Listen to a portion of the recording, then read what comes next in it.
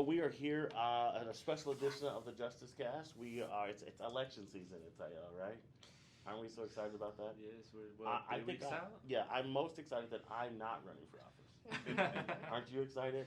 We're here with District 3 candidates for the Denver Public Schools Board of Education. Want to acknowledge that there are three individuals who are running for this seat. One of those individuals, we've reached out to everybody like we always do, and the response was not affirmative or negative, but there was no response. And these guys can be witnesses because they were all on the group text to confirm, are we all showing up, right? And so we like to do things in the light, no darkness in school board elections. And so we're glad that Scott's here and Karen's here, both of them running for District 3 to represent our kids and our community on the Denver Public Schools Board of Education. Thank you guys for doing that, right? You. Thank you both for doing that. It is a selfless act to want to serve, and so we appreciate anybody who wants to take that selfless act. We know there's a lot going on. It's going to be a good conversation, but we will probably get into a little things. If you've watched the other ones, it depends which ones you watch. We do kind of get into a little bit of policy stuff because you're going to be policymakers. So we'll introduce ourselves. This is again not your standard forum. We don't want to hear the boring yada yada yada. We want to know you a little bit, and so we're going to talk about who you are, your first name, and first and last name, because they're going to need another last name if they vote for you on the ballot. And then what was your favorite school memory? And we'll start with Itzael, so you can be the exemplar for your future directors on the Board of Education so they get it right. So Awesome.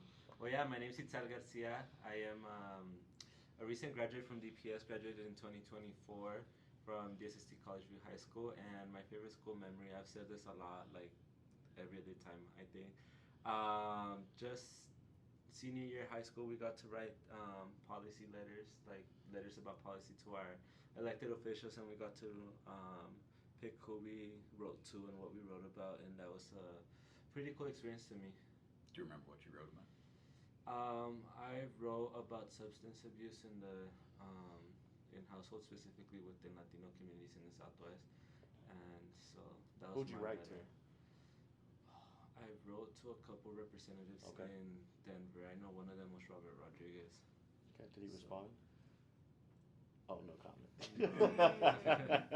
Okay, Scott. I'm Scott Esserman. I'm currently one of the at-large board members, and I'm running for District 3. And I loved school. I didn't love being a student.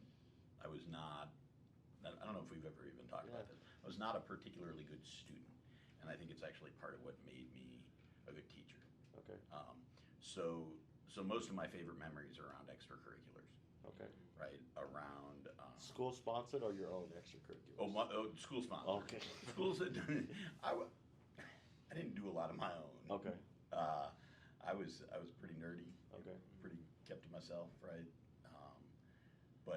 But involved in theater, involved in speech and debate, involved in student government.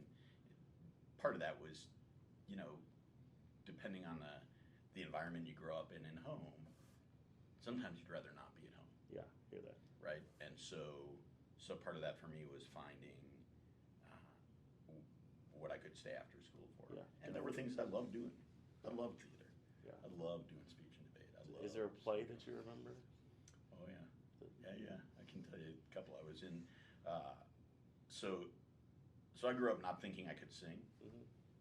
and my senior year was in Kiss Me Kate. Oh. And often in a high school production of Kiss Me Kate, they cut the song "Brush Up Your Shakespeare," Okay. which is sung by the Two Gangsters. Okay.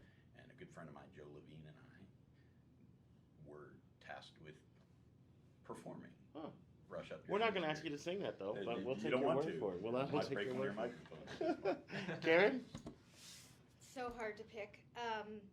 I think probably in high school when I was part of the newspaper team was something super different than what I normally done, and it was great. It was a whole different side, and the teacher who we worked with was someone that I worked closely with in the years that I was in college, and so I think the experience was really pivotal in terms of the way that I thought about my influence on others and ability to communicate.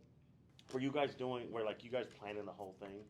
I was in journalism class in high school, and I remember the whole thing, like the whole layout and, you know, how many. Oh yeah, like Characters the little fit there. scissors that Oh. we had to cut around the word. Yeah, and we're aging place it. ourselves. We're aging ourselves now. Not only that, but like the old school Mac, tiny, you know, the big block of the Mac. Yeah, these guys are like, We had what to are they use. talking about? No, I know what you're talking about. Oh, you do? Yeah. Oh, What if I that's start talking about a Commodore PET? Yeah, no, I don't know. Yeah, that. He doesn't know that. Okay, so now we know which side of the table is over to us. So you both are running for District 3.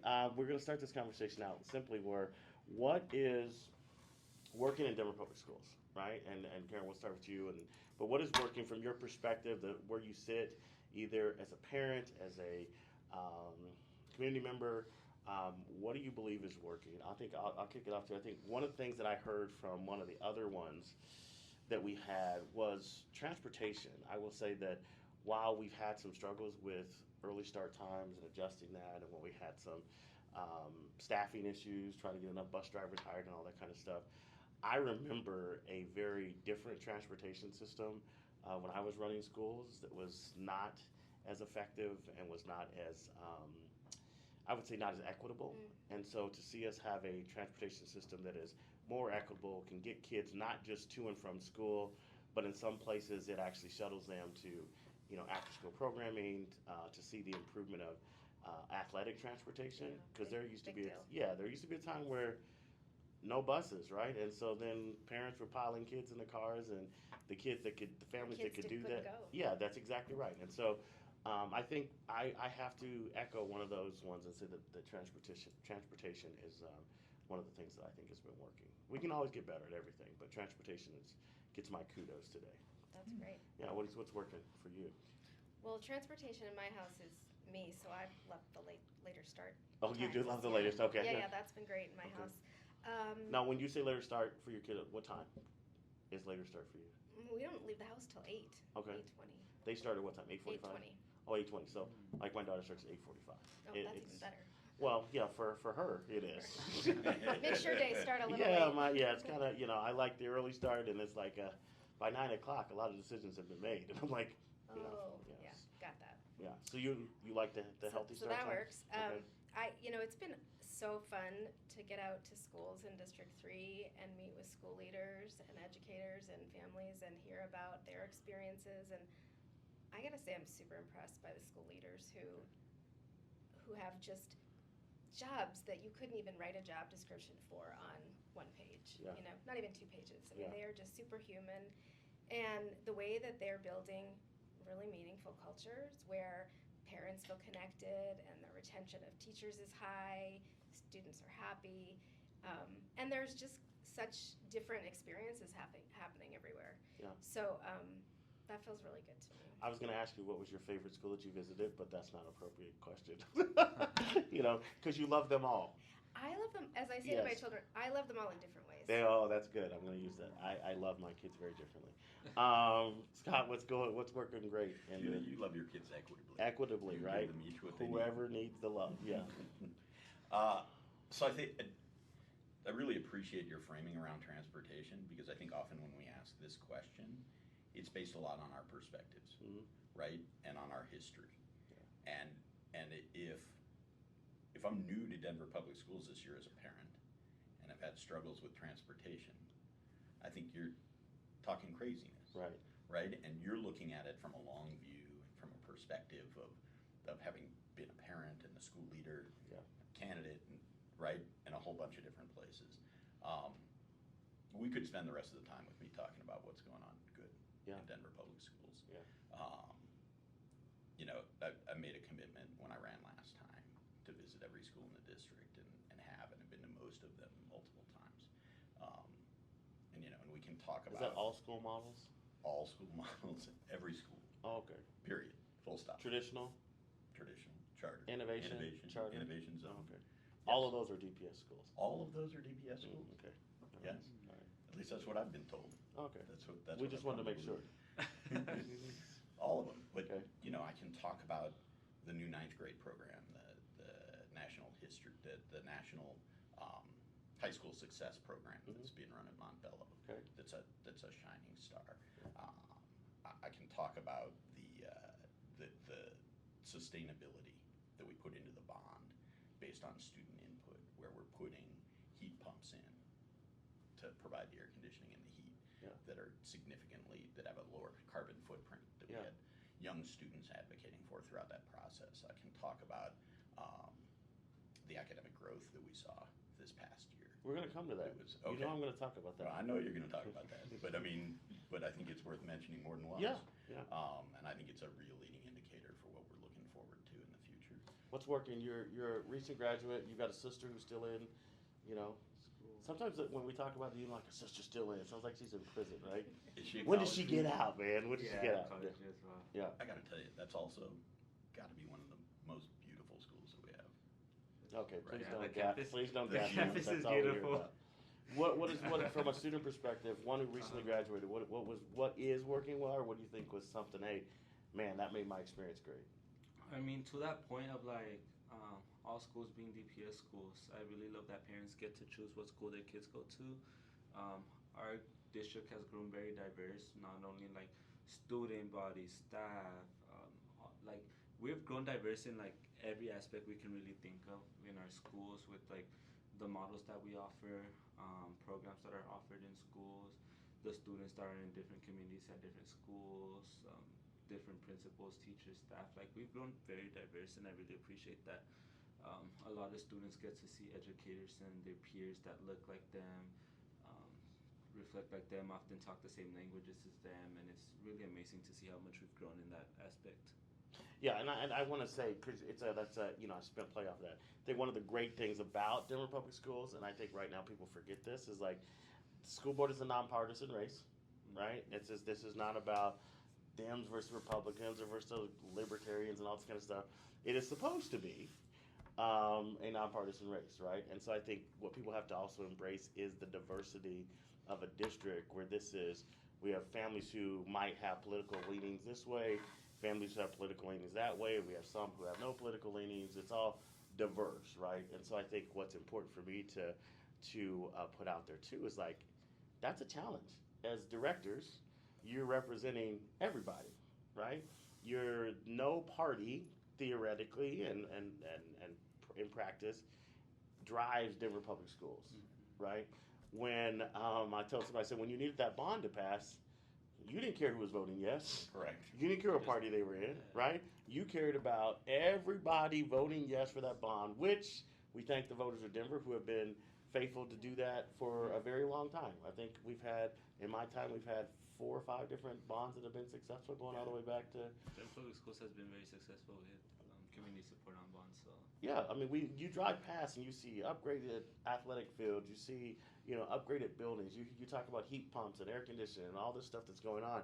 I worked at Manual High School, and let me tell you, we sometimes saw the devil. It was it was so hot in that place. I mean, you talk about 110 degrees. We brought in these big old, Swamp coolers. these big old swamp coolers, right? And so you have to be appreciative of that. Denver, as diverse as it is, I think they say it's like maybe 66% Democratic Party affiliated, but there's another 33%, 34% that that's right. is everybody else, Yeah, right? it's every party that. So it's very important to me that we understand that this is about the kids of Denver, the people of Denver, which is very diverse. And in one breath, we talk about how we're excited about the diversity.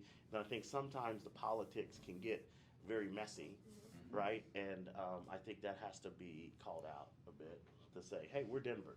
I just left another event where I was saying the same thing, so I'm still on my soapbox. I'm Yeah, still, we're I'm You? still energized. Wait, you? Yeah, still on my soapbox. That it's important to know we're not team red, we're not team blue, we're team students because we're trying to get the best Dude, man, outcome for our give me that right students. there. Team students. You should have said that at the Southwest thing. Yeah, we're team students, right? And I think that's important to us. That I think the adult stuff. This is now I'm transitioning into what's a challenge in Denver Public Schools. I think that the adult stuff definitely gets in the way, right? I say this a lot that the adults in the system get to sit at bargaining tables while the parents and the kids don't, right? And sometimes the things that kids need and that parents need can sometimes get bargained away Sure.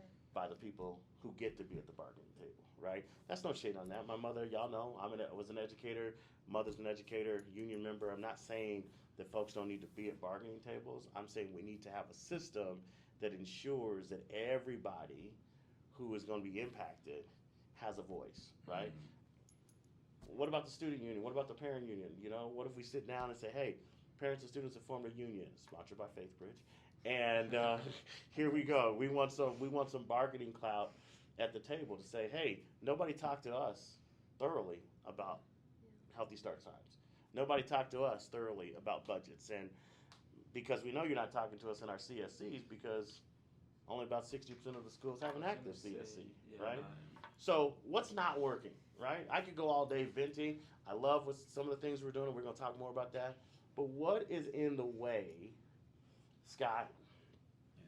What is in the way of us actually realizing success? And specifically, you guys laser in on District 3. You guys have some challenges in District 3. Folks might not think that because it's not Southwest, it's not Northeast. That's the places we always point to. But I know some stuff about District 3. So what's in the way? What's in the way of us achieving what you believe we should be achieving for all students in District 3?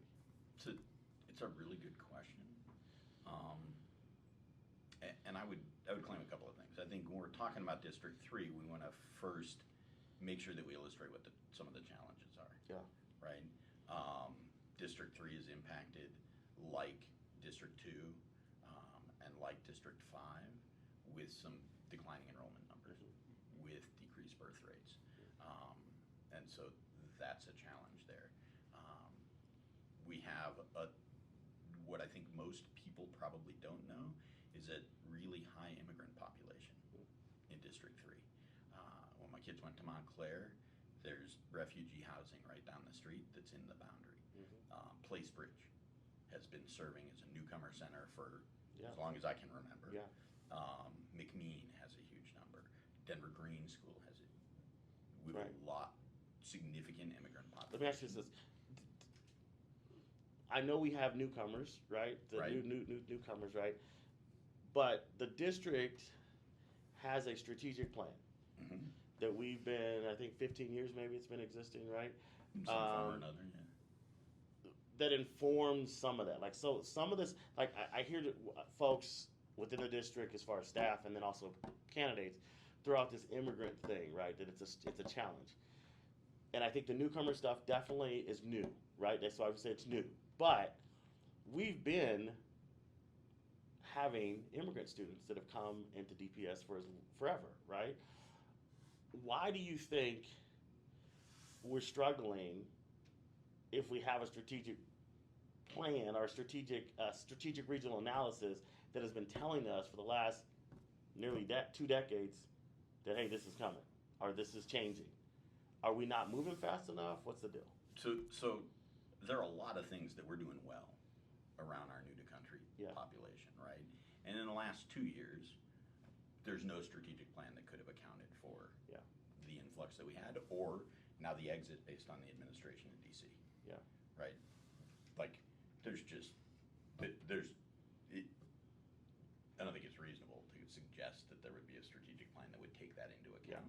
And I think when you take that significant critical piece out of it, I think we're doing a lot of good things. I think when you look at what our English language acquisition and our English language learning department is doing in terms of a strategic plan, it's good, right? When I visited Placebridge, when they were overwhelmed by the number of students, when I visited Ashland, when they were overwhelmed by the number of students, we had school leaders who were making amazing adjustments, right? And amazing adjustments, not just around the needs of the families, but around the educational needs of the students. Yeah, hold that thought because I'm going to come back because you almost teased me, but I want to hear Karen.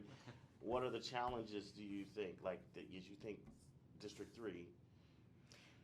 I think what I've heard a lot about is the enrollment zone that happened in the area where Palmer Elementary closed. I think the way the closure impacted those families, the process, and how still visceral it feels for so many families, I think is hard. And I think many families feel, and it seems to me that the enrollment zone is not yet a complete project of what's working. Okay. That I think I think we still have to examine that. I also think that there is great disparity between schools in the district. I think that, you know, you have some schools that have a phenomenal parent body who's raising a ton of money to provide important resources in the schools. And then you have some schools, as Scott mentioned, that have very high immigrant populations where they're not able to raise that kind of money, where they're not able to come into the school and volunteer their time.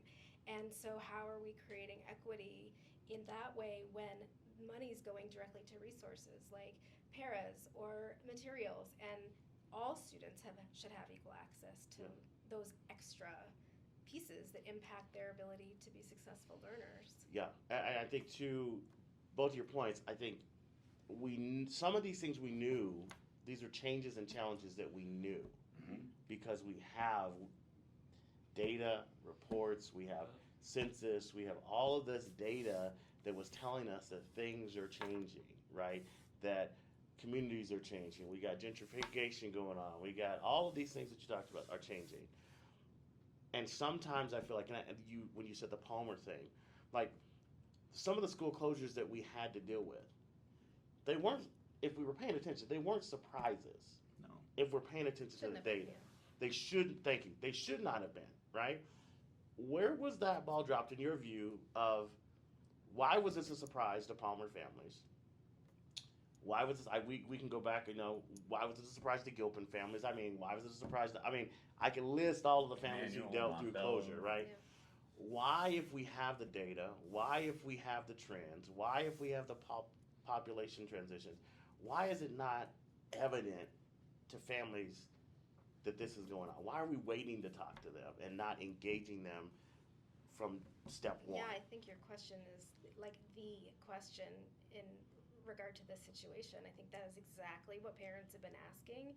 Having not been on the board as part of that decision, I can't say, I can't answer that, but I think that you're asking the right question. And I think not only have I heard from Palmer families, you know, why was that? If they knew the enrollment was decreasing, population was decreasing, why did it happen as late as it did? Why was the decision made without deep conversations well in advance?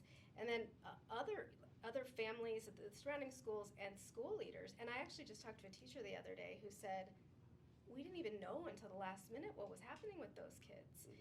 We didn't know that they were going to get their first choice into any school in the zone. And I think that created a lot of tension between families and the neighborhoods too. So I think a lot of it is about transparency and trust, and we're a community. I think we have to be able to have hard conversations sometimes. But when we have trust with each other, we can have those conversations and we can solve problems together. I think that at the end of the day, the board is responsible for making financial decisions. And I think community voice is just really important in conversations like this. Yeah, Scott, I don't know that we got the EL that was passed around community engagement. Appreciate those who have taken it seriously and have been out in community. How do you get ahead of this? Because some of the stuff coming out to the board, you inherited it, right? You inherited a strategic regional analysis that had been in place. Its dissemination was traditionally just at board meetings, right? It was not necessarily something that principals sat down and talked about at principal meetings, and then they shared it with their CSEs, and the CSEs then shared it with the parent groups, and then everybody was in the know. It was kind of like, hey, if you went to the board meeting, you knew you were in the know. But if you didn't, this stuff hit you like a train. And you're like, what? What do you mean they're closing their school? How is this going to be different? How do we do this differently to make sure that we're not surprising communities? So I think that that we're doing a lot of work to make sure that happens, right? And that there were a lot of conversations this time around school closures that didn't happen previously. That we didn't vote for school closures in 2022 because those conversations hadn't taken place. Yeah. Right? Where school leaders didn't know what was coming. Right? One of the reasons that we passed EL 18 is when I was on the southwest and the west side of the city and talking to school leaders, they said, we appreciate the break. We appreciate the time.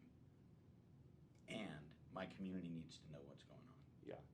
My community needs to know because I'm having trouble keeping teachers. Did you feel that? Having trouble Did you think recruiting Southwest is aware of? Yeah, no, it does. It like involvement in the Southwest just feels very low, especially the community. And then when you talk to a lot of people, it's like, oh, I didn't know this was going on. I didn't know. Like half the people there don't even know who their board member is. Have. And a lot of the Lot people, of there, that. a lot of the people there don't know who their board member is, who represents them on the school board, and like, it's honestly heartbreaking because they don't know who to go to when they have any like issues with their school. Like, who can they go connect to advocate for them at a larger level? I think it's so on point. And part of what we learned through this ends engagement is that we made a good effort. We advertised it, we put it out, we put it out in emails, and not a lot of people showing up. Well, do you think that So- do you so- think that hits with Karen's point though? I mean, Well, I think that what we learned is we need to meet people where they are. that yes, you got in where the it's going. community engagement. But does it hit the parent Karen's point of if I don't trust you, I'm not coming to the conversation? I think that's part of it. And do you But I think how do also- you repair that? Well, so I think you repair that by being out there. Okay. You repair that by being present. You repair that by being in community. You repair that by responding. And you repair it by not breaking trust again. By not. Let's be transparent. I mean, it's like we continue to say trust us, trust us, trust us. We do this, and then we bruise community again, and we tell them trust us, trust us, trust us. Look, if we're being honest about it, anytime we close schools, people are going to feel trust is broken. Yeah, I We feel can do- I feel trust is broken when you keep bad schools open though. I feel trust is broken when I see you wasting money on a school that is got 60 kids in it, but y'all are supplementing it like it's got 300 kids in it. I think you are not trusted as an institution when you also leave schools open where the kids can't access the band room and the music room and they don't have the art room. I think equally, I think sometimes this rhetoric of fear of like, oh my God, we're gonna have to close schools. Well, go to a school that's open but not staffed, right? Go to a school where there are 60 kids. We visited one these last couple weeks. Go to a school where there's 60 kids and they have money, but they don't have the need. We got, and this is my math, at this one place, look at the excess funding that they had was nearly $3.3 million. Okay, excess funding. That is sitting there at that building when that money could be somewhere else, making sure that equitable services and supports are being provided to kids. And we want to use this political dynamite or whatever. Oh my God, don't close schools, don't close schools. Actually, can we do the courageous thing and close them if necessary to ensure that kids get the equitable resources that they need? I know you guys put that in the, I'm pushing the That's- EL. There's some little caveats in there about finances. Like you said, the board has a fiscal responsibility. But Well, and the that's board, why we closed the schools that we did, Mhm. right? That's what that was about. That's why we closed the 3 schools operationally, including Denver Discovery that I know that you've talked about. And it becomes some of the complexities around trust, right? I had a conversation with a Palmer parent who isn't happy with me with closing the school, right? comes And with the territory. I own that. That's part of what happens. But who I talk to, and what's interesting is that every student, every parent in that school is informed they were going to get their first choice, but didn't trust that was going to happen, Right. because didn't trust the district, Right. and it happened, Right. right? And a lot of those Palmer parents were both relieved and surprised. But the conversation I had with this other Palmer parent was about the fact that when they went out to visit the schools, and they visited all of the schools in the zone, was the first time they had the understanding of the equity challenges that you're talking about, right? That most of us think of DPS as the school where our kids go, Right. right? We then extrapolate that to whatever experience I'm having at that school is what's going on in the entire district. Right. And and it's not on, trust me, I'm not saying, it's on parents to get out and see other Yeah. schools and figure that out. They got a lot going on. That's one of the other reasons I think that we struggle to get people out. Yeah. Is that for the families that are working 3 jobs. Yeah. Or single parent families. Yeah. Or are getting their kids to and from activities. Yeah. Or you name all of the things that take up our time and our space right now. Yeah. coming to a board engagement on ends policies is pretty low priority. Especially if it's at 4:30. Right? If you guys are aware that I work 2 and 3 jobs, why do we have a meeting at 4:30? Right? You know, Well, which is why most of them are later. yeah, but I'm just saying the board meetings at 4:30. But Board the ends, meetings at the ends, to your credit, the ends meetings were like 6 o'clock, right? Had some food, right? But this is my challenge to both of you. Like I said, people might look at District 3 and say, "Oh, District 3, man, they got G-Dub in there," and they might make these assumptions. Oh, those neighborhoods don't have the same struggles, but I think they do, right? Very different struggles, but similar struggles. And if we're aware of them, going back to the strategic regional analysis, if we've also made community analysis of what's going on in my community, why do we continue to try and serve it in ways that are not equitable, Karen? Why do we continue to say, like, hey, we're going to solve this, but we're not going to solve it with the knowledge of what we know about community, right? Yeah, I mean, again, not being on that side of the table, it's hard to say, and I wonder if it's about fear. I mean, I think about my own experiences as a school leader, and when things aren't going well and we have to be honest with parents, that's scary to have that conversation. And so I think sometimes we fall back on that fear, and it gets in the way of having hard conversations. Do you think it's scary because you don't have a relationship, though? For sure. Okay. For sure. I think it's when you don't have a relationship, it's harder to be honest. Yeah. And there's uncertainty about the reaction that you're going to get. Yeah. I also think that it's about showing up too. I mean, we don't always have to have a relationship, but if I've seen you and you've been responsive, that's also really important it's like it can't just be when it needs to happen. And I think that's the Palmer family piece that I've been hearing is like, why were we only hearing from people right when a decision was made? So you make a point where I said this to some of my faith leading friends. I said, I don't invite politicians to church to come and talk, because if you ain't been here all the other days, why are you here today? what makes it so special for you showing up now? Because you want it to be, this is the other thing, you want it to be transaction. Okay, you want a transactional relationship that you're going to show up now because you need something, right? You need our vote, right? But before, when we just needed you to show up for relationship, Right. where were you at, right? So I think that's the other thing that I think helps to build trust, is that we have a community that's saying, hey, we want relationship, not transactions. Because transactions, we found out, is when large oppressive systems actually do to us, not with us, because it's about transaction. Okay, deep breath. I mean, Okay. you're making me think about a conversation I had with a teacher, because it's teacher conferences today, and so I was there, and Did they go good?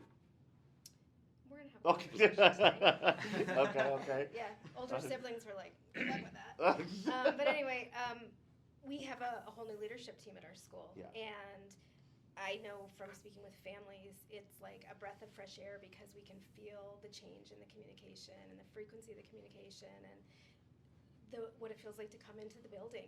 We walked into the building yesterday, and the new administration was just sitting there welcoming everybody.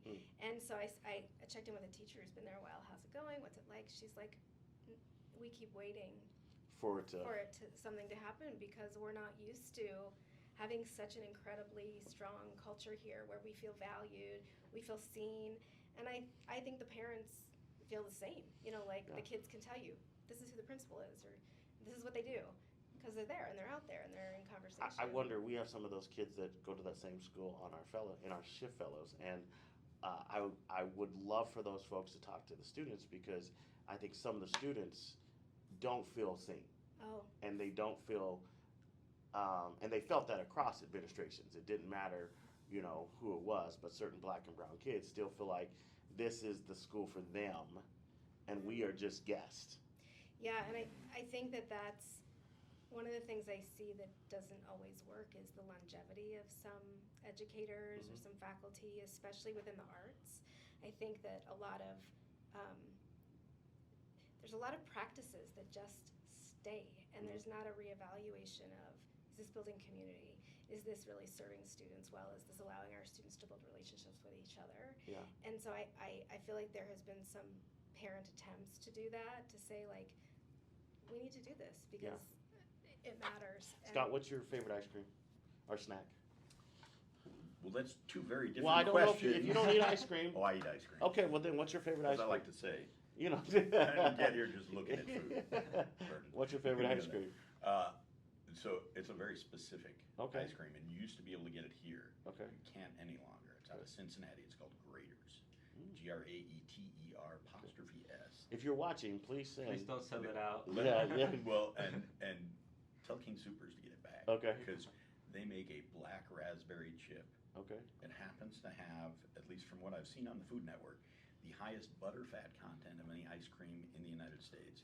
And they've got So a it's healthy for process- you. Yeah, highly. Look, we grew up in a time where they told you fat wasn't healthy, and Right. now you learn, oh, you actually need some of that. Yeah, you do. Right? Right.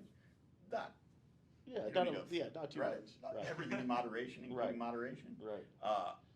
But they make a black raspberry chip, and their process of putting the chocolate chip in is it doesn't harden; it stays slightly soft, and it's. You know, it's actually, I've been to the factory, Oh, really? and actually what they do is they pour hot chocolate in, and then they have a machine with blades, and it moves it around, and somehow it's The ice cream crazy, freezes, but the crazy chocolate doesn't. soft. Huh, have you tried that? Yeah, I lived in Columbus, Ohio. Oh, so- oh, okay. So maybe she got the hookup. Maybe, you know. But Denver's out of the business. I don't know Oh. what happened. Do you have a favorite ice cream? Ice cream now. Yeah, sounds So good. that's ice cream. I'll get some shit. Coffee with toffee chip. Coffee with toffee chip. What did you say yours was? I actually haven't answered this question. Because you got a. Oh, no. What Do you is like your- ice cream? He does, but I you do know, like ice he cream. doesn't like him sometimes. Oh. That's what he means. We need the some sherbet. lactate. Yeah. Yeah, I really like cookies and cream. I Huh? like cookies and cream a lot, but it's because it's weird. Yeah, but cookies and cream, like pecan ice cream, like caramel pecan. Yeah. Mm. Ice cream is also really good, but like my go-to with it is always cookies and cream. No, your go-to. Yeah, I'm not a discriminator against ice cream. I will try it all. My ice cream that soothes me actually is Ben and Jerry's strawberry cheesecake. Mm. Oh, that Yeah. was actually really good. It's that strawberry cheesecake, and that's great. And when I really am like down Yeah. and just need some soothing, it's strawberry I'll cheesecake. remember- So if anybody noted sees that. me Ice eating cream. that, that's like No, but give him some space. It's a sign to worry. Yeah, it's a sign to worry. The I ice just cream he gave us. Oh, I need to. we're gonna get that one. We're gonna We try need that. to get- yeah. Even if we have to get on a I'll plane. get it shipped in. Yeah, Oh, you you guys can heard get that. it He's shipped gonna in. get Yeah, it shipped in. shipped in. Keep your word, Esserman. Um, He's gonna get us ice cream. He's gonna get us ice cream. So Committed. we also know that in District 3, you guys GW is in you guys' district, and I want to pull back. I want to pull back and talk about just the policy parts because we try to avoid getting into the weeds of things because that's not the role of the board, right? The day-to-day is what we trust the superintendent and then the team to do those kind of things. But from a policy perspective, how do you ensure high academic achievement of students at every school model that is within the district from a policy This question. from a policy standpoint? Are there policies right now that you say, hey, this is helping us to get high achievement? And I know there's some folks who say, oh, well, we can talk about the traditional schools and all the other schools, they get to do whatever they want to do. We don't have any insight or oversight, all those into that. It's not how it works. As a board, as a district, we set the bar. And so how do we set policies that are going to ensure that our standard for student achievement is happening across the board? Karen? I think that you're asking an important question, and I think that there are some other pieces that get tied to that, which is that the board can set policy, but professionals implement Yes. policy. And so I think it's also that we can set the most amazing best practices, data-driven policy. And at the end of the day, if we don't put ourselves in the space, or we aren't assured by the people who are meant to put themselves in the space telling us this is how it's being rolled out, this is how the students are responding, then the policy is ineffective. Yeah. So I think a lot of it is about values and about how are we thinking about how students learn best and what students need, and recognizing that it's not a one-size-fits-all, and what procedures are we putting in place to provide oversight consistently across our schools to check back in Yeah, I like that. and see how that's going. Yeah, we've done some work on things like Forever, on a dashboard, and I've heard you talk about this before, but, I was thinking about the dashboard. is that gonna happen? I mean, are we gonna have a policy where we're gonna, I mean, I'm old school, I go back to the DPS, SPF, when we thought the state bar was too low, we created our own high bar, right? Because we was like, hey, the state can be here, but that's not DPS, right? But now it feels like the state can be here, and DPS is like, well, we just gonna hang out there too. How are we, I mean, no, to be fair, yeah, I know there you were problems with the dual Yeah, most systems, definitely, yes. right? Some of them ended up in manual being closed Yeah. and being put on the clock, and, Yeah. and some of those. But that's not the question. Yeah. I want to get to the heart of the question, which is, and there are actually now two questions Yeah. floating out there. I want to honor that. One is dashboard. I was thinking about dashboard today, and thinking about the metaphor that you use for dashboard, Yeah. around, like, you don't know how your car is doing if the dials aren't working, Right. right? That's your metaphor. Yeah, yeah. I give you credit whenever I use Thank you, that appreciate that. metaphor. Hashtag Facebook. Yeah. Hashtag Yeah. Pastor Jones. And I realized that one of the things, we've had a lot of things that have come up that have pushed that into the backseat. Yeah. And I had a wondering today, and it's something that I need to do some work on and some research on, which is there are districts around the country that have really good dashboards, Dashboards, yeah. right? And there's a value to a dashboard in terms of communication, in terms of building trust, in terms of some of those pieces. And I'm curious, for my knowing, as to whether or not those dashboards have actually had an impact on outcomes, Student achievement, yeah. right? On student achievement. Yeah. So that's the wondering I'm sitting with dashboards right now. Yeah. When you ask about policies that impact student achievement, My car does tell me when it needs an oil change, and it usually gets an oil change, and then it runs better, then just it runs. for the reference. yeah, when that light, When that light comes tells on, me, Check I mean, engines so and everything. if I know that, a green school is green, but the dashboard says 30% proficient in reading and 18% proficient in math, I know that we probably want to do some work, There's some right? Because the adjustment to be made. dashboard says we can do, right? So I do think being aware, Agreed. Yeah. Right, like, I'm not pushing back on that. no, I know, you're been a dashboard fan, but what I love what you said earlier is the transparent answer that I hope people heard is like, this transparency, this level of transparency, because of some other priorities, right? None of those other priorities were bad priorities. It got pushed to the back when you come full circle and you go back to the Palmer families, you go back to all these other families that have dealt with this.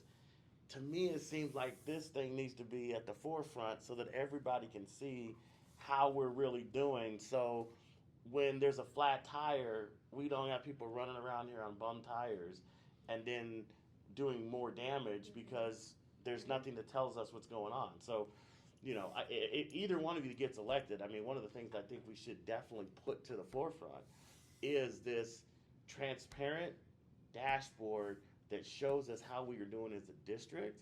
And this is not punitive, right? This is the other thing that we talked about. And we've been in a lot of just thinking groups around this with district staff, with teachers, with parents, School leaders. right? It's not about being punitive, and we want sections in there so that we can see. Click to see the UIP that can show you the plan that what your school is working on.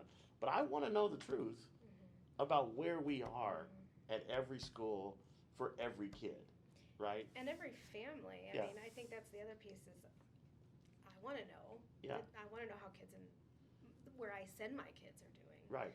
I think that transparency would be great. And I think to your point earlier, and Karen, you said it is. I mean, to your point, Scott, is like there are folks who go to school here, and their only perception of DPS, if they go to, I'm going to throw a school out, if they go to a William Roberts, right? Everything seems great with the district. Or if they go to a Polaris, which is just around the way, everything seems great with the district, right? But if they can see the full picture and say, yeah, things are great here, I Walk down the street to Ashley. yeah, I long for the day when parents in Southeast are just as upset about achievement gaps in any other part of the district as they are about not having as much money as the Steel PTA, right? I long for that day, and I just think the reason we're not there is because I don't think people. I feel like you're skipping ahead to the question I know you have at some point, but that feels like that's where the hope has to be, is that we talk about a community of schools, we are a community of families and students and parents, families, educators. Everyone should care about everybody else. And that would be, I know, way too much to hope for when we look around outside of what's happening. Yeah, that's our hope. You still want the policy Yeah, on achievement? Because I think there's an answer there, okay, right? And I think it's multiple policies. It's not just one. Okay. Right? And I've spent a lot of time thinking about these, and they're if elected, these will be presented in your first When 100 days? Okay, that's, okay. when I'm serving in the second Okay. term. One is, and I've talked about this a lot, we've talked about this a lot. The state's SBF is based 100%, unless you're an AEC, on standardized test results. And we know, and I've heard you say it, I've heard a lot of shit fellows say it, heard you say it, that's not the whole picture of a kid or a school, right? And a standardized test may not tell us whether or not the kid is reading at proficiency, right? I don't know if our proficiency numbers are accurate, Right. right? I don't know if they reflect the proficiency that we actually have, because we're basing that on standardized tests Yeah. and not on star reading assessments and not on Yeah, DIMS yeah. and not on interim informative assessments. Right. So policy one is, I need us as a district to make sure that we're getting a full picture Yeah. of what's going on with our students, that we're reporting to our A families. comprehensive What's actually academic wellness check, Exactly. right? That should be a full, now, this is what educators do every day, right? So, again, educators do multiple assessments. Multiple assessments. To- And we don't, right, the state has fortunately now provided us with some opportunities and with the chances to look at what competency-based Mhm. evaluation looks like and how students can demonstrate for graduation their competency in a variety of ways that aren't standardized tests. So you're gonna pull in a policy, when I hear you saying this, is that we wanna make sure that when we are assessing academic achievement, Mhm. we wanna be looking at multiple measures, Correct. right? And then take those multiple measures, and those multiple measures brought together will give us some combined Well, it'll give us a clear reality. picture of Yeah, where we I are bet- yeah, and where we need to work. right. But I'm also going to say the two things that I say all the time, that based on studying, that based on having been an educator, that based on working with educators and educational leaders and educational thinkers, are the two things that have to happen, that we are making some strides on, but not quick enough and not enough. One is every student needs opportunity and access to high-quality curriculum. Yeah. Right? And we've got a chief academic officer who's ensuring that that's happened and has put that in place, which I attribute a lot Shout of out our Dr. growth. Simone Wright. Shout out Okay. Dr. Simone Wright. And I attribute a lot of our growth to the implementation of that and to the fidelitas. That's a made-up word. That was a good Just so made-up you word, know, don't use fidelitas. that word. We just make up words these days. Attention to ensuring that. Well, let me Which throw by this high at you. school, I every appreciate the student- curriculum. I've heard this before. I heard this at Uh-huh. another one of our network partners, and they pitched the curriculum. I believe in high quality curriculum, right? What I also know is that high quality curriculum requires high quality, unbiased instruction. Not just unbiased, because that's the second piece. Mhm. You jump me and Yeah, I know you. we Yeah. we can do that. Not just unbiased, but students have to walk into the classroom and know that every teacher that they see honors their lived experience. And when they Honors, don't, Karen, respects. when they don't, When they don't, when they don't I think honor that- the lived experience, they don't honor the humanity, they don't honor the cultural. When they don't, we see what we see. I mean, that's and so what are we one gonna of the do? reasons. What are we gonna do? I mean, what? And again, you guys have one employee. You can't go. Scott can't go fire teachers, school leaders. You can't do that.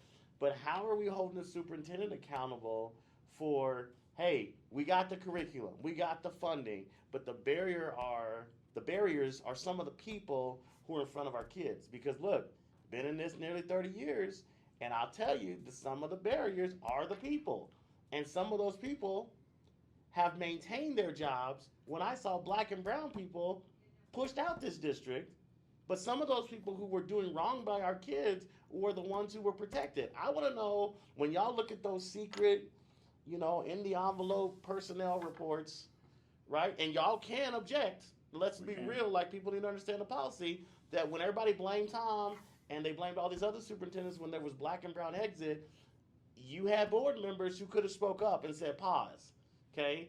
But they didn't. The board can say pause, right?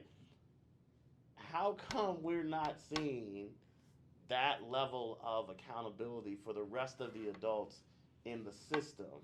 But we saw this accountability when black and brown leaders. Sharon Bailey told us about it in the 90s. Uh-huh. She came back again and told us about it in 2016. 2016. The La Raza report came out just recently. 2 years ago we're into this? And it's been telling us the same thing that we've already heard. And I got board members not courageous enough to look in that personnel report and say pause. I think I've only heard pause once or twice. I think a lot of that goes to where, like, no shade or anything, but I feel like our district worries too much about the adults in it, like what the adults want. You can throw shade. Go ahead, throw your shade. It's not Yeah. shady. That's right. But our district worries so much about what the adults want, what the staff want, that we often forget about the students that are learning. And we need to remember that at the end of the day, we're all here to educate students and make sure that they're thriving, are college ready, are able to get to their post-secondary tracks, whether it's college, technical school, anything like that. But we worry way too much about what the adults want, And when you're worried about the adults instead of the students, sometimes you fail to hold your only adult, the superintendent, accountable. How are we going to change that? You're on the board. How's that going to change? You coming after her because how are you going to change that? Because that's the only person you got. Okay, you can't go knock on Tony Smith's door. You can't go knock on Samantha Rice. Hallivan's door. You can't knock on Simone Wright. You got the Alex Marrero, Dr. Alex Marrero. Let's chat. I think in my experience as a professional who supervised a large staff, as someone who's reported to a CEO, as someone who has been a board member and has been a board president, I think that 360-degree reviews are essential and critical in environments that are in complex organizations like this. And educators and school leaders are measured by multiple sources of input. Mhm. Why are we not holding the superintendent to the same system of evaluation regularly? As you just said, kids' futures are on the line here, and there is a direct correlation, starting at the top, going down on the ground with the students. So how are we ensuring that is, I think, the very first piece that needs to happen is there needs to be a comprehensive evaluation using multiple sources to understand what's happening. Yeah, I know you guys talked about that a little bit with our superintendent, but how do we ensure? I'm not going to say that we hold the superintendent accountable because there's been some accountability. Is it at the level that I think folks want it to be?Maybe not. Is it at the level, and this is me, and again, people always say that I'm an Alex sympathizer. Is it at the level? That's it. Ooh, I you get gotta that wash sometimes, that stain right? off. Is it at the level that, to your point, Karen, that is worthy of the position? Meaning that if any executive is sitting in that, Mhm. a board's job is to support their executive with a full battery of assessment and evaluation and feedback so that executive can be his or her best, right? So I also lean in and say, I hear this level of accountability, but then is it also being done in a way that is supportive and building instead of gotcha? Nobody wants to be an executive in an organization where the feedback and the evaluation process is just about gotcha, right? Or only one time a year. Yeah, exactly. I've been through that with you, Yeah, right? right. Where you were, gotcha. Yeah, well, that's a whole nother Don't mean to bring up trauma, painful right? memories. Yeah. We can talk about the accountability, but I want to focus on the primary question you asked. Yeah. Which is, how do we do this, right? It is one of the reasons that black and brown students don't have access to those curriculum are the teachers who act as gatekeepers, right? Who approve or recommend students for honors classes, right? And look, I'm always gonna risk getting in trouble by speaking truth to power. And that's a problem, right? So how do you hold But your that's- superintendent accountable for that being a problem? So we can get into holding the superintendent accountable, but we also have to acknowledge that we're talking about a racism problem that goes far beyond anything that happens in our schools. And I Where remember when schools- you hired him, one of his accountability things was to deal with oppressive systems and within structure. Denver Public Schools. And if a sitting board member tells me that one of those oppressive systems are, we know that there are gatekeeping teachers that are keeping black and brown kids out of gifted and talented, out of honors, out of IB, then how am I holding my superintendent accountable for busting that up instead of just saying, hey, that wasn't in a reasonable interpretation? Right, so what's the suggestion? We fire everybody who's doing that? I don't know. That you only have one I don't employee. get to do that. You only have one employee. Right. I'm saying, how do you hold your one employee accountable for creating a? So I hold him accountable Okay, here we go. based on progress, Okay. right? Not based on scoring the touchdown, but based on moving the ball down the field. But you guys said, like, let's go, because I've been working with him for a while. I don't know. We said the elimination of oppressive systems, right? And I can't remember, he identified two, and I think he got a decent, whatever you said, he moved the ball and got recognized for that. But if we still know that there are things, that barriers that are in the way of kids learning, I think I can't sit with telling my executive, hey, we'll get to that. You know what I'm saying? To Yeah, Itayel's well, point. But it's also not just the accountability. It's how are we putting the pressure on that person to want to like keep like diminish or like even just get reduce the number of barriers that are set there for like students. How are we putting the pressure on because again, that's your only employee. How are you putting the pressure on him for him to get that job done? Well, and I would say we are, right?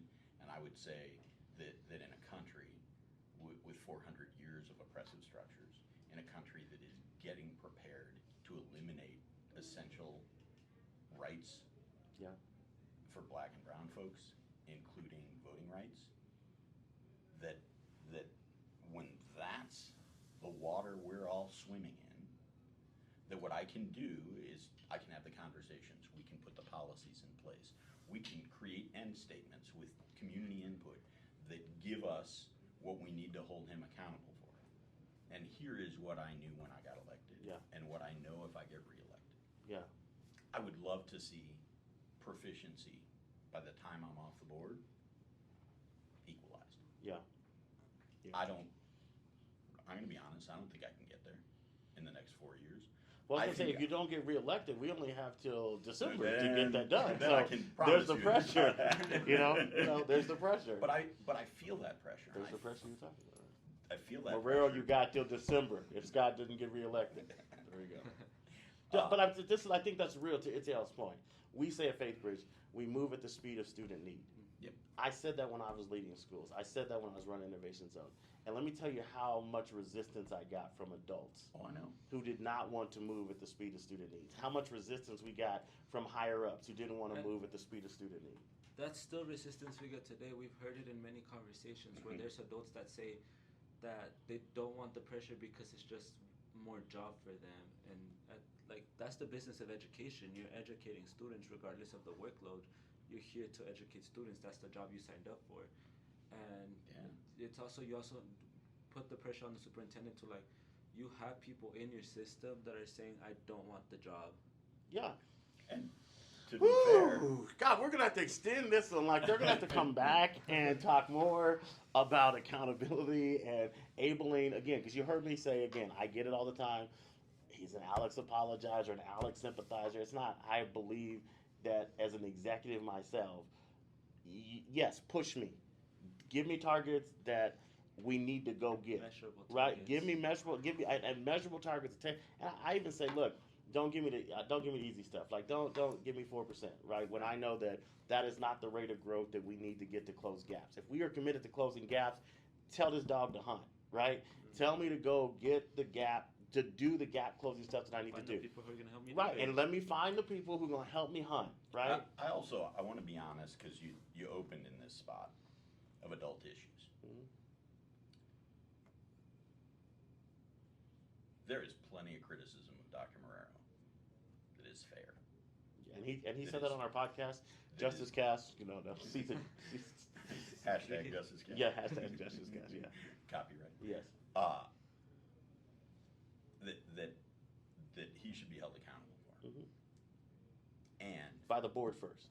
by the board first. Yes. By the board based on, in part, community feedback. Yeah. Right? My interaction with him is not most parents' interaction think with him. that's- It's not most school leaders' interaction with Yeah. him. And so I got to listen to those people and take in that qualitative piece. And I want to make sure. Yeah, I wanna- go ahead, sorry. But let me just finish this thought, and then I want to make sure we get. There are people who didn't give him a chance when he was hired, who put out public statements that the board should redo the hiring process, that he wasn't fit to do the job, that the board had done an inadequate job checking references.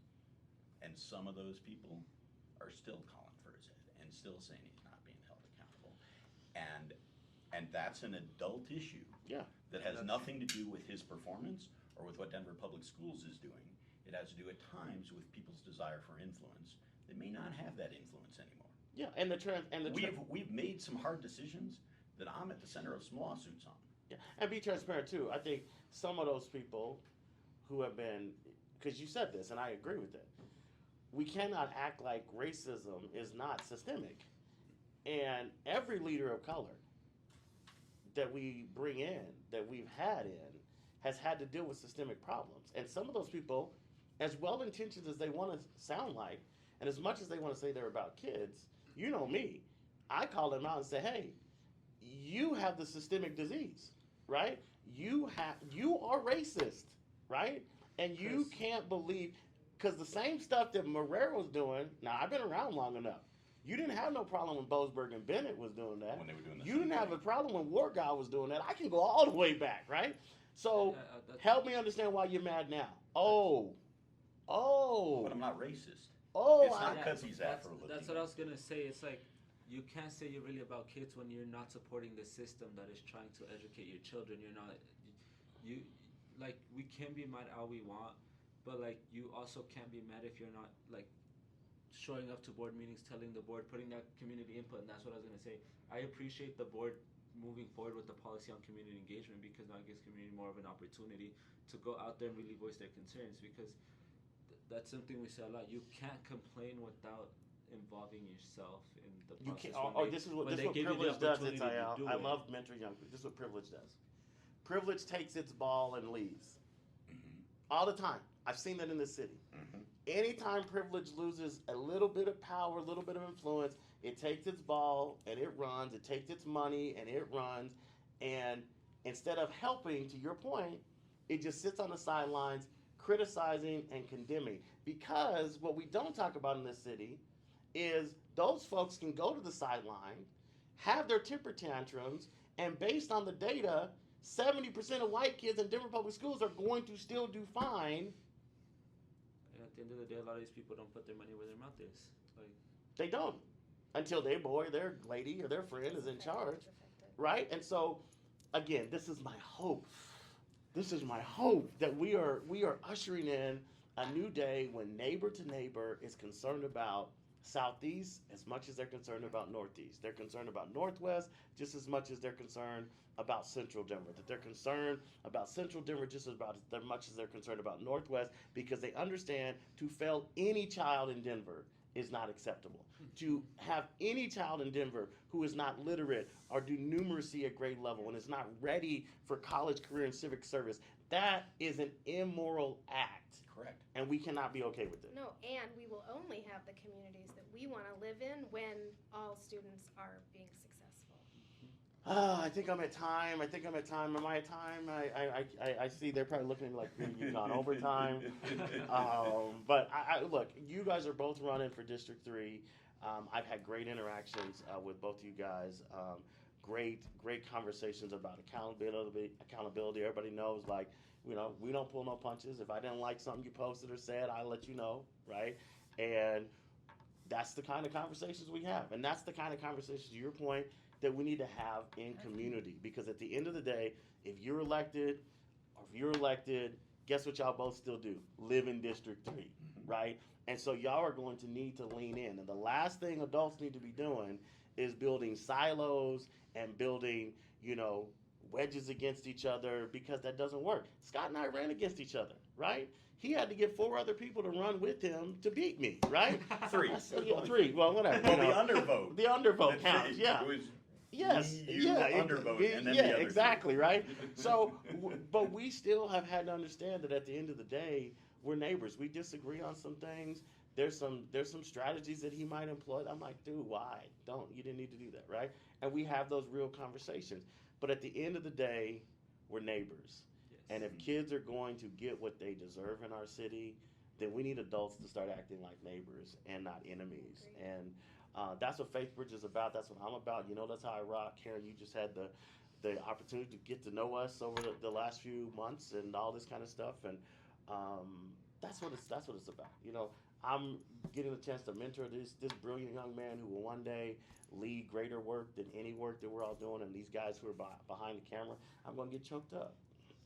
I've made it through almost every Justice Gas and Let's Talk without crying. I'm going to try to avoid it, right? But for me, this is the work, right? This is the work.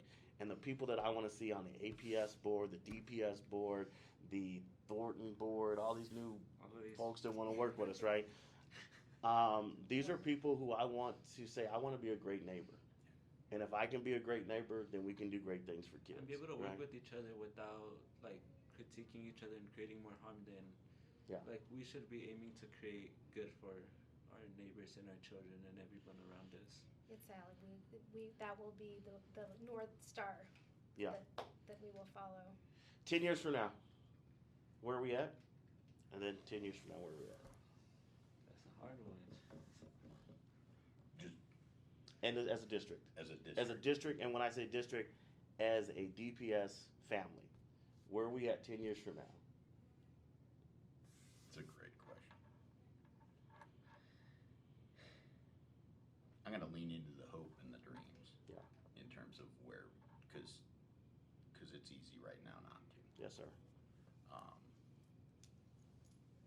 And there's no reason, truly no reason in 10 years that we can't be a district that lives its values. That we can't be a district where we don't see persistent and predictable gaps. That our students who are graduating are aspirationally prepared for all of those things that we're saying in the end statements that they're prepared for. Yeah. Whether that be college, career, tech, military, whatever it is their choice is, that they have the opportunity to get there, that we've eliminated those barriers and obstacles. Yeah. That students regularly feel seen, that we are honoring every person in the system's human dignity. Yeah. 10 years, Karen. I hope that we have dramatically improved the mental health situation of our students and been able to fund the resources necessary to create healthy students where we can have improved safety and we can stop having conversations about safety issues. And emotionally healthy students so that they can access their learning and that there is community building that puts Denver on the map nationally back to where I really think it was in the past, where Denver becomes a model where its school system is thriving just as much as every other part of our city because it's an incredible place to live. But we are giving We're giving every opportunity to every student, and we're supporting every educator to help their students get there. And Yeah. and I mean, I want to go back to what you said, but go ahead. We told the mayor at an event before we got here. I said, look, mayor, I'm all about vibrant Denver, but there's no vibrant Denver without vibrant children. And so we cannot create a great city if we're not committed to our children. And so that's what we're about. The ballots are out there, folks. This is the last Let's Talk of the candidates in Denver Public Schools. The ballots are out there. Some of you have already received them. They've been out. They said they were mailed out October the 10th. You need to get those ballots in. By November 4th. By So, November yeah. 4th. You can take it, on November 4th, you got to take it in and put it in your drop box by hand because you can't mail it at that time because it'll be too late. But the ballots are out. You have some choices in District 3. You got Scott Escherman, you got Karen Blank. They are both committed to children. They're both committed to their community, and we're looking forward to working with either one of them. Now remember, I just want y'all to remember what Scott said. If he's not reelected, the superintendent only has until December to get our kids to proficiency. I just want y'all to hear, yeah, right? I don't like the way that. Okay, but get out there and You vote. have the data for the school year yet? Yeah, you got the. Yeah, he's like That's not the he's issue. gonna be putting the pressure on him. He's like, hey man. So Scott's got you visit their campaign websites. They're both will be out there. I know walking the streets. I've seen them both out there knocking doors. When you see them knocking doors and you see other candidates knocking doors, don't hide from them. Okay, actually get out there and talk to them. Ask questions about how they are going to ensure that we are a city that fails no child in our city. I believe that we can be it. Thank you for listening to this Let's Talk series. Thanks our production team, Caleb Jones, Brighton Washington, my co-host on most of these, Itzael Garcia. It's great to work with these college students who are all DPS and APS graduates. They, to me, reflect the future of our city and what all kids deserve. And so looking forward to these board members who will make it happen. So again, thank you. Appreciate all of you. Go vote.